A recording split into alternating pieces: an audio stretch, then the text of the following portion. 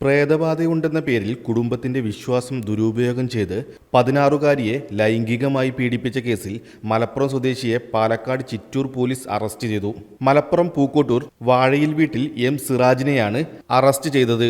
പെൺസുഹൃത്തിന്റെ 16 വയസ്സുള്ള മകളാണ് പീഡനത്തിന് ഇരയായതെന്ന് പോലീസ് അറിയിച്ചു.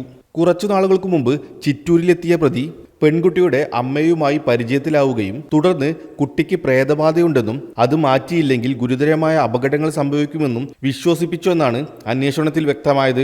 ഇതിന്റെ ഭാഗമായി പൂജ നടത്തണമെന്ന പേരിൽ യുവതിയെയും മകളെയും കുട്ടിയുടെ സഹോദരനെയും പ്രതി ഒരു ഫാമിലേക്ക് വിളിച്ചു വരുത്തി. ചടങ്ങിന്റെ ഭാഗമായി പെൺകുട്ടിയെ മാത്രം പ്രത്യേക റൂമിലേക്ക് കൊണ്ടുപോവുകയും അമ്മയോടും സഹോദരനോടും മറ്റൊരു റൂമിൽ കാത്തിരിക്കാനും ആവശ്യപ്പെടുകയായിരുന്നു. മുറിക്കുള്ളിൽ വെച്ച് പ്രതി ലൈംഗിക അതിക്രമത്തിന് ശ്രമിച്ചതോടെ പെൺകുട്ടി ബഹളം വെച്ചു. ശബ്ദം കേട്ട് കുടുംബാംഗങ്ങളെത്തുകയും പിന്നീട് ചിറ്റൂർ പോലീസിൽ പരാതി നൽകുകയും ചെയ്തു.